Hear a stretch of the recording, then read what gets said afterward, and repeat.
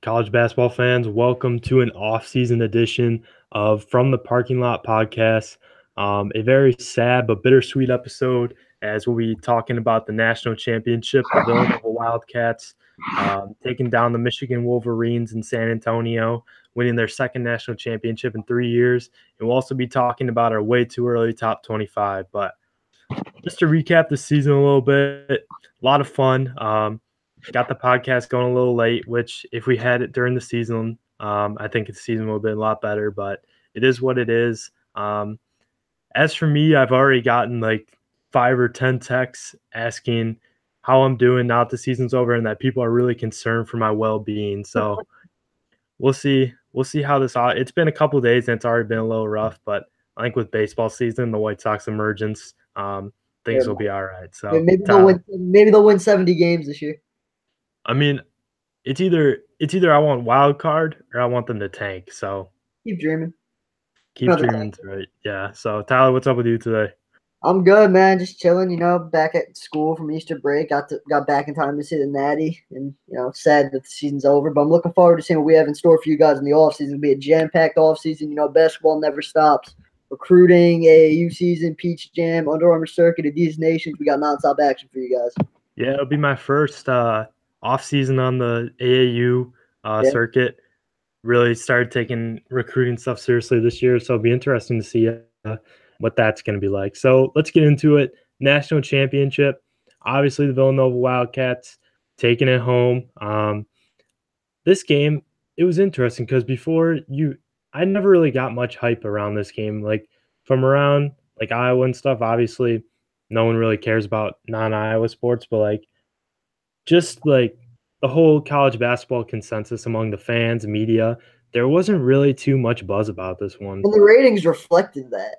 Yeah, no doubt. And I mean, Villanova came into this one 6.5 point favorites and really did I never really felt like they were gonna lose like at all during the game, even when Michigan took that I early lead. never felt that was in doubt at any point.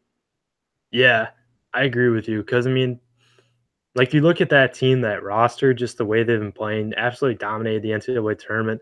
Michigan hasn't really beat that many great teams. Um, I saw a lot of people upset about that, especially Michigan or Ohio State fans, Michigan State fans. But you could just see it right away. Villanova, they came in ready to play. They had the guard matchup and Underlock, which really is a huge deal in the NCAA tournament. And the man, the myth, the legend, the Michael Jordan of Delaware, Oh, Dante God. DiVincenzo put on an absolute show. I mean, I was super high on this kid since he had the putback tip in against Virginia to knock them off last year. I think it was in like December or something, but that was an absolute crazy game. And ever since then, I've been so high on this kid, like watching him like crazy, looking up film, seeing his life story. It's actually really cool to see Yeah. the emergence that this kid has had.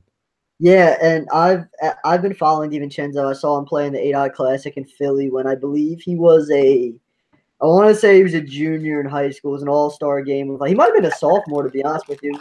Guys like Wade Baldwin, Isaiah Whitehead, Isaiah Briscoe, Jaquan Newton, they were all in that game. And he played well, and he held his own against a bunch of older guys. From that point on, I was kind of interested in the kind of player he was, and just watching him progress into what he's become now, it's really great. He's a hell of a player. He's basically what you think of when you think of Villanova, too. He fits them to a T. Yeah, and it's crazy for me. Like we saw it a couple years ago with Spike Albrecht at Michigan. Obviously, he wasn't a NBA prospect or anything. Like before that, he didn't really have the size, athleticism, etc. But Dante DiVincenzo, man, like after his performance on Monday, people No, are like, "What should this kid consider the NBA draft?" Because it's not his stock isn't going to be much higher unless he averages like 20 points a game next year. On the ESPN podcast with Jeff Goodman and Jeff Borzello, they talked about how they're going to put the over under for Dante's scoring at 8.5 or 18.5 points per game next year if he returns, which is absolutely obscene to me. And this is after like one breakout game in the national championship.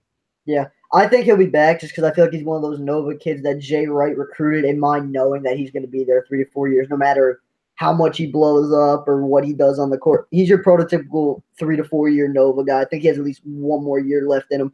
But if he does decide to leave early, who can fault him? Like you just said, his stock probably will never be higher unless he goes off these next 2 years and just blows everyone away. So I see him staying, but at the same time, wouldn't be shocked if he left.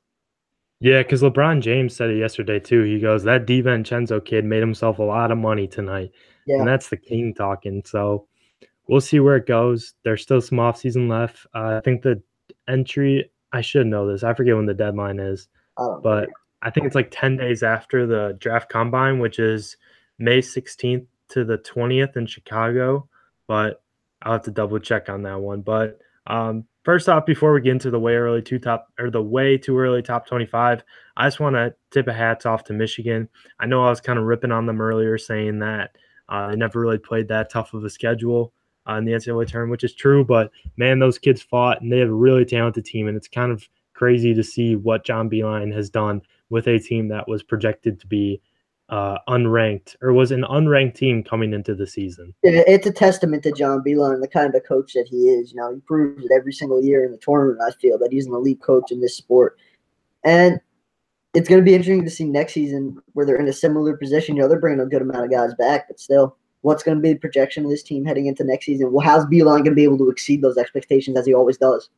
Yeah, the Mo Wagner storyline's going to be interesting to keep an eye on too, considering because I mean his stock is high right now, high as it's ever been, and he really knows how to turn on the NCAA tournament. So it's either go get drafted like late first round, early second round, make a lot of money, or come back and have a real shot at getting back to the national championship Final Four, and really taking a huge risk whether you want to improve or not. Yeah, I think a big thing for Michigan next year. I'm really high on this kid they have come in the forward. How do we say his name? Ignaz Brazdeikis. Yeah, that kid. I love his game. Absolutely. Yeah. I think he shoot the ball. He can slash. He plays defense. He's the perfect Beilein recruit. Yeah, he fits in the system too. Because I mean, they had some guys who can knock down the three, but I mean, Charles Matthews, like yes, he can shoot it, but his main game is slashing and getting to the hoop. Jordan Poole, he's more of just an outside shooter, kind of developing that. But Ignaz, solid player, really great shooter, really great offensively, great length.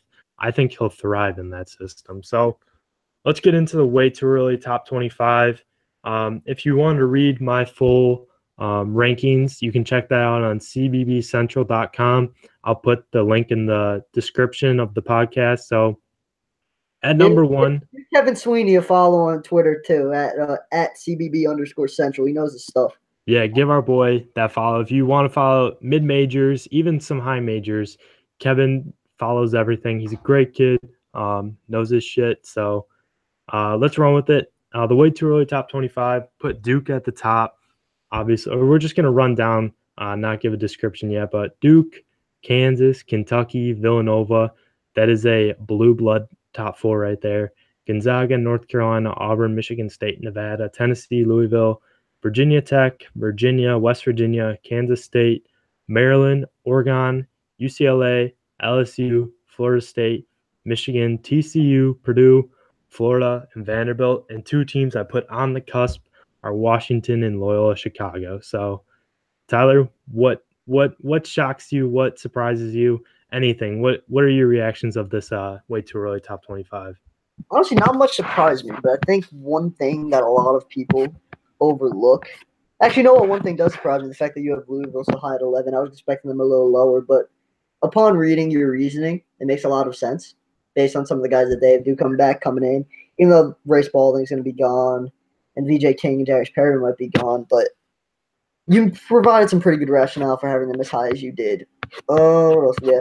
All right, back to what I was saying. One thing that gets overlooked a lot with Loyola Chicago heading into next year, I've seen them ranked in some of these polls is, a lot of people don't realize they're bringing back some of their really maybe not key guys on this year's team, but they'll be key guys moving forward. Marcus Towns will be back for another year. The big man whose name is escaping me at this point, he'll be back, and he had a great game against Michigan. So I'm really high on them. I want to see what they could do heading into next season. Yeah, touching on Loyola Chicago a little bit, and Porter Moser, there's been some rumors about him maybe taking a high major job. I'm not sure of the exact school right now. That'll probably come out in the next couple of days, but me and Kevin were actually talking about this the other day. I really don't see a scenario or really understand why he would leave Loyola. Um, I get that, yes, it's a high major job, high major appeal, Power Six, Power Five conferences, all that. But if you look at some of the openings, like most of the jobs that really would bring in coaches like Moser are already taken up. I mean, even URI, Rhode Island, was just filled Damn, today. Cox, yeah. Yeah, with Cox and Moser's going to probably get a very large raise in his salary next year, and he has all his guys coming back. So if I'm him, I would wait a season or two, probably more on the 2-3 years. But if he'll wait till then he has a better shot of getting one of those high major jobs. Because, I mean, I think Wes Miller, the UNCG coach, will take over North Carolina in a couple years. Um, I don't want to say Duke because I feel like one of the assistants, like Yeah, Nolan Smith, they or won't stray too far from the bloodline for that. yeah, but there's a couple ones that come to mind. Who knows what Steve Alford at UCLA is going to do? Because if this season, if he doesn't perform, it's make or break for them. And then even a school like maybe Michigan State, I really don't know how many years Izzo has left in them. Michigan too, John Beeline's getting up there. And there was another one that I thought of. Maybe that's it for now, but and maybe even Maryland too, depending on how Mark Turgeon does this year. So if I'm Porter, I would definitely stay a year or two, probably 2 or 3, like I said. But he has a good, really solid team coming in next year. He's got recruits, the city's buzzing, and we saw with Florida Gulf Coast, they haven't had the run that they had a couple years back, but that run that they had really put the program on the map and got them some solid recruits and really just put their name out there and made it a place where kids want to go. So I think that'll happen with Loyola Chicago as well. I know with Florida Gulf Coast, not many of their guys came back from that team, and the Ramblers literally have There's a big everyone. difference. Anyone who's making that comparison needs to look deeper into it. Yeah, and you have a hotbed in Chicago with basketball too. So I think Moser should stay. I think he will, but I think maybe 2 years or so is when he should really start looking for another gig. I mean, depending on how this team does next year, um, we'll see. I think he should stay a couple more years. Yeah, I'm with you. Just going back to the way too early top 25 that we were discussing. Again, Kevin brought up a very interesting point about Duke and them being a number one. You look at their guys coming in, the touted recruiting class, but Jones 24% from three, Cam Reddish 30% from three, RJ Barrett 24%. We all know Zion's jump shot. We're not going to get into a field goal percentage. So they have the talent there. Obviously, I think they're the most talented team in the country. But will that carry them to a number one ranking throughout the season, and will they be able to sustain that ranking? I think Kevin brought up the spacing is going to be interesting. How is this group going to play together? How are they going to share the ball, and where is the outside shooting going to come from? Yeah, I really think it starts at the point guard position too, because obviously you have guys like Zion, RJ, Cam Reddish, but Trayvon Duval this year, I think he'll probably go to the NBA and sign with an agent. But you have Trey Jones coming in, who's more of the brother of Tyus Jones, who was on that 2015 national title team for Duke. Pure distributor. Yeah, Trey is a pure point guard, can do a bit of everything. I watched him a little bit in the EYBL last year, and he just drove into the lane, was able to dish it out and kick or drive and kick and really find the open shooters. And even when he drives too, he can knock it down, hit some floaters, had some nice layups against taller defenders, and did a really good job of just maintaining the tempo and really making his teammates better, making himself better with his unselfish play and smart decisions with the ball. So with Trey, I think he's going to be a better pure point guard that is with Duke than Trayvon Duval was. I mean, we've seen it the past couple years. Duke hasn't really had that true point guard since Tyus Jones, and look what happened when they did. I mean, yes, they hit some bumps during the season, but it's all about March, and I would bet a lot of money that Duke is going to make the NCAA tournament next year. So with Trey Jones running the point, I think they're set, but it'll be interesting to see how the guys around him, like we talked about with spacing and shooting the ball, how he can really get those guys to improve and really take this team to the next level. The one guy I'm not worried about out of the guys we just talked is RJ Barrett, because he's just a natural. He's just gifted. He could get it done in any way possible. If he's not hitting the shots, he's going to drive. He's going to finish around the rim. If he's not finishing around the rim, he can pass the ball, get guys better looks. He makes everyone better on the floor. I mean, having that combination of Jones as a natural point guard and Barrett making everyone better from the three or wherever Coach K is going to play him, that's just such a huge boost for Duke. Yeah, so enough with the Duke talk. I'm sure we'll be talking about a lot about them next year, but let's get into some of my surprise picks. So I put Nevada at number 9. Obviously, the Wolfpack program is known as the transfer market, basically transfer U, as they call it. This year they found themselves in the Sweet 16. They were really good on the offensive end. The Caleb and Cody Martin declared for the draft yesterday, but won't sign with an agent. Jordan Caroline as well declared for the draft, but probably won't sign an agent. So I'm assuming both of these guys will be back, or all three of them will be back. And there's a bunch of stud transfers that they have coming in as well that all average double figures in points at their previous schools. So if I'm Nevada, I'm feeling pretty good about next year.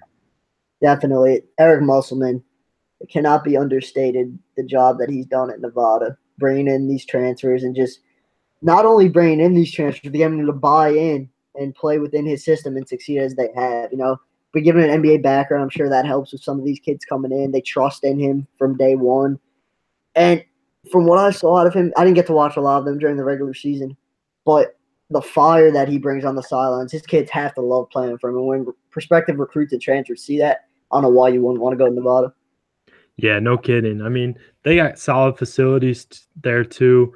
They play in a solid conference that's produced a decent amount of NBA draft picks and draft prospects. So Nevada, man, that's going to be – they might be up there with Gonzaga for best mid-major team. Yeah, speaking of Gonzaga, that conference might be in a position to get better if that move with Gonzaga falls through. Yeah, we'll see. There's been – I know the AD kind of I know it's kind of – it's in the balance. It's really, no one really knows what's happening. So that'll be something to watch over the postseason. Or off season. So at number 11, I had Louisville, and we all know the season they went through this year with Rick Pitino being fired about weeks before the season. David Padgett taking over, did a pretty good job with things. Obviously wasn't the season they anticipated. Louisville with Pitino was a top 15 team, but I bet that Padgett, all that really just put a damper into all the expectations that they had down there. Yeah, and you brought up Padgett real quick. I want to ask you a question about Padgett because I'm a big fan of his. Where do you think he winds up next, and how long do you think he's back for being a head coach somewhere else? I know I saw something about him with a Utah State maybe, or Southern Utah, one of those. I don't really know because one season, especially at a program like Louisville, it's kind of hard to gauge what this guy can do at another high major school. Because, I mean, he was there for a couple of years, if I'm not mistaken. Yeah, a couple of years as an assistant. Yeah, so he, understood the system, knew all the guys. So it was basically just, promoting the assistant coach, which they did, and he knew what was going on. So I think with him, it'll be interesting to see what he can do at a mid-major with his guys, his recruiting classes, his system, his offensive sets, whatnot, and really just developing a bunch of these players. Because I'm pretty sure you don't really want to hire a guy after one season where, considering all that this program went through, and all the turmoil, all the FBI and all that crap, and appearing in a NIT. So I think he needs a couple more years. I mean, he's only 33, if I'm not mistaken. Oh, yeah, he has a long career ahead of him. Yeah, he's going to be something. I mean, I don't think it'd be – I mean, yes, obviously since he was a head coach, he's going to want to be a head coach again, but he's going to have to realize that he's going to have to drop back down to the assistant ranks for a couple more years. Yeah, and I think he understands that too, but maybe even it wouldn't be – if he can't get a head coaching position, maybe it wouldn't be the worst for him to take a gap year, something like Tom Crean did, or even join someone's staff. I'm not sure what kind of staff openings there are right now. I know Danny Hurley is looking for guys at Rhode Island or at UConn, and he just hired Kamani Young, Minnesota assistant, who is really good at recruiting that. He has great recruiting connections in that New York area, so who knows where he'll end up. I'm sure he'll get a head coaching position somewhere in the next couple of weeks, but I One think last he'll. gadget before we move on to the next thing. There's a potential opening at Seton Hall that might come along. It depends on how things play out. And Willard and Paget have a pre-existing relationship, so I think that might be something to keep an eye on if it materializes. Yeah, so let's get into the Louisville talk a little bit. Sorry, a little rant about David Paget, but they got a good squad coming in next year. I mean, yes, Ray Spalding entered the NBA draft and will hire an agent. Deng Adele still testing the waters, but VJ King and Darius Perry, two guys who will take that next step. Malik Williams is another guy I'm looking out for. He was a former top 25 recruit. Did not have much success his freshman year, but I think he has a really high upside, especially on offense. Not a great defensive player, but I think he can find his rhythm on the offensive end. Steven Enoch, a UConn transfer, will definitely provide a defensive boost. Williams, like I said, not the most defensive oriented big man, but Enoch is and will be able to defend that middle. So, and last but not least, I mean, they got Chris Mack too, their guy, and his wife's from Louisville. I'm sure we've already seen it. He's been offering guys left and right, really trying to get that pipeline, all the bordering states and just all over the country. He's done a decent job so far, and I think if he continues to offer these guys, and I'm sure it'll pick up during the AAU season. There's still a couple guys left on the board that he could pick up, and in the 2019 class as well, he's done a great job of just prioritizing these top guys and getting all this talent, trying to bring all this talent to Louisville. Yeah, I'm a big fan. Like we talked about Mac on the first episode that we ever did here. He's going to succeed here, and I like your bold prediction of Louisville at 11. As I said, even though it did surprise me and caught me off guard, I like it because the talent's there, the coach is there. Why can't they succeed? Yeah, no kidding. Even if Brett Siegel's gonna be happy, then it is what it is. But let's get into my next surprise team, Maryland at 16. The Terrapins were pretty quiet this year. Mark Turgeon's team was. I honestly did not like. I think I watched them maybe once or twice when like they were playing Iowa or Indiana or something, and I don't know, dude. Like, yes, they have talent and stuff, but Mark Turgeon, like after bringing that program back, like during the Big Ten, like their first couple years in the Big Ten, they just dropped this year and just did not look great. I mean, I'm sure the loss of Justin Jackson really did hurt them. Their leading returning score from his the team 2 seasons ago. But man, this program, like I think it's a make or break here for Mark Turgeon. Yeah, I agree with you because there's a set of expectations that comes along with that program every year. And another season where they just fail to come anywhere close to those expectations, he'd put his job in serious jeopardy. And the big thing for them this year is going to be what Bruno Fernando does because he has the potential to be a beast. And if he plays up to that potential, he's going to be a force in the ACC. And it's going to be a problem for a lot of other big men to stop him. You know, like I said, Bruno's a physical guy, and they have a really physical wing in Daryl Morsell. So they're a physical team. They fit well in the ACC. They can win some games. They could definitely make some noise. Yeah, they're in the Big Ten, by the way, if you forgot.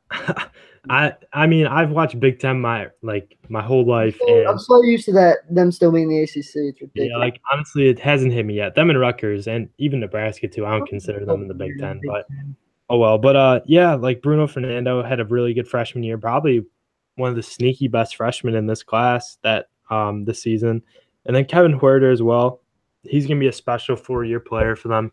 Really great jump shot, just a really good all-around player, great scorer. But Anthony Cohen, man, that kid is lightning quick, and he's done a solid job of leading that Maryland offense with the loss since Melo Trimble left. But he's really going to take that next step this year, and I think he could be considered one of the elite guards in the Big Ten. But to wrap things up with them, I think that recruiting class is going to be very good, very big for them too. Still has a job.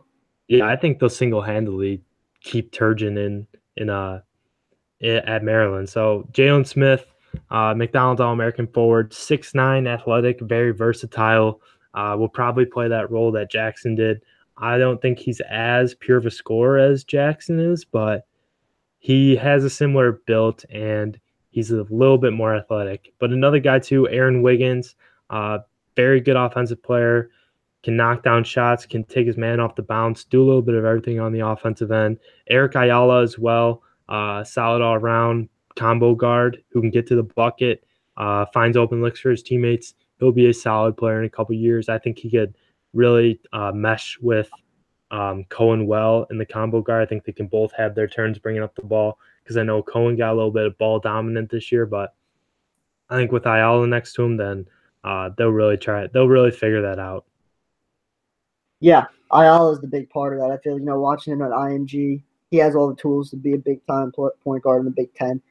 And as he goes, I feel like they'll go. Mm-hmm. Yeah, no doubt. So let's go to 25. Vanderbilt. This was kind of a bold take on my point. Yes, they lose Jeff Roberson and Riley LaChance, 2 1,000 career point scorers, but the recruiting class, man, Bryce Drew, he's making a difference down there. He has Darius Garland, the top point guard in the 2018 class, and 5-star power forward Simi Shittu, who are both McDonald's All-Americans and both will have a big role from day one. Aaron Nesmith is another guy, too, kind of the sleeper in that recruiting class. He's a pure scorer, and he's probably arguably one of the best shooters in the 2018 class, no doubt. But if Vanderbilt can land Romeo Langford, aka the second coming to most Indiana fans, I think this team is top 20 and could really give Kentucky and like Florida, even LSU too, a run for their money in the SEC. Yeah, I definitely agree with that because I love Bryce Drew as a coach. I saw them play Seton Hall with a team that was inferior in talent. They hung with them led through the whole game. You add in the talent of Garland, Simi, and man, if they get Langford, their ceiling is so high. They can make a lot of noise in the SEC, be a top flight team in the SEC. Yeah, I want to touch on the SEC a little bit. I have Kentucky at number 3, Auburn at number 7. That was obviously before Mustafa Harone declared for the NBA draft today. Did he sign with an agent, or is he? Yeah, he signed with an agent. Yeah. I have Tennessee at number 10. They have most of their guys coming back.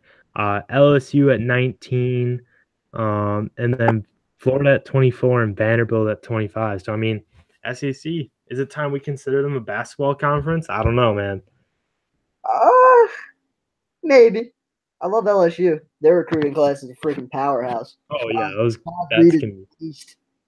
Tremont Waters for another year. It's just they're going to catch a lot of, maybe not by surprise, but they're going to make more noise than some people might expect.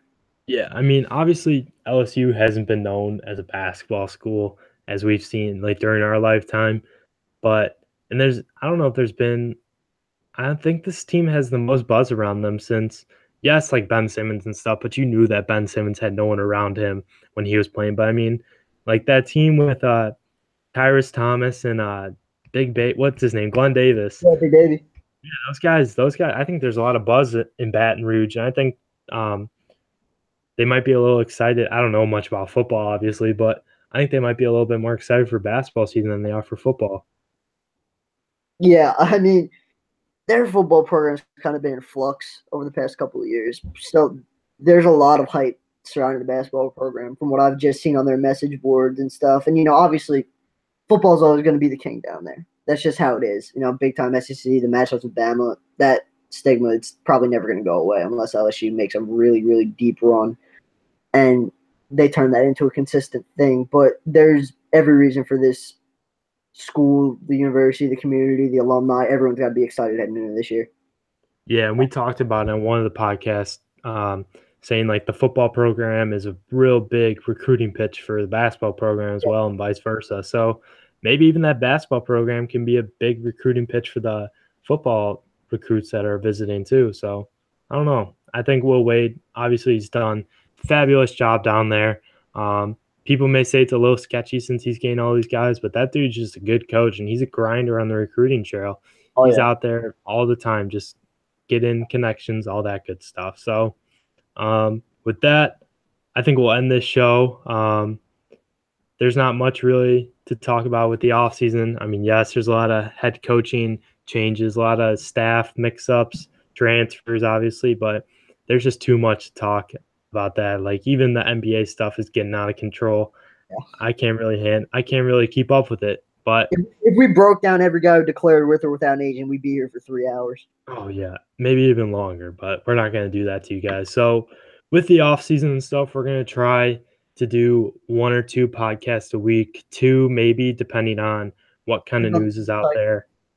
Yeah, and if like the recruiting, any big recruiting stuff that we hear, talk to people, I guess. We'll probably try and get some interviews. We'll definitely try and get some interviews, some analysts, some coaches, AAU coaches, college coaches, high school coaches, whatever you guys want. We're all ears, and we'll get some of these guys on as soon as possible. Yep. And look, like I said at the beginning, stay tuned. We got a lot of good stuff coming. You guys are going to love it. We do. All right, guys. Thanks for listening to episode 4 of the From the Parking Lot podcast. Have a good day and happy off season.